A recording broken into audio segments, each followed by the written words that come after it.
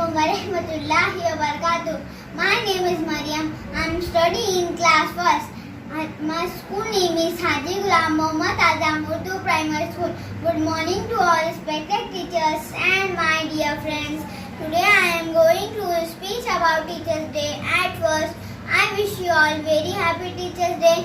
In India, 5th September is celebrated as Teachers Day with lots of joy and happiness. Actually, 5th September is the birthday of great teacher Dr. Radhakrishnan, who was the second president of India. Teachers Day marked as a tribute to the contribution made by teachers to the society. Teachers are like backbone of our society. They play a great role in shaping and build student personality. So friends, we should always obey. Thank you.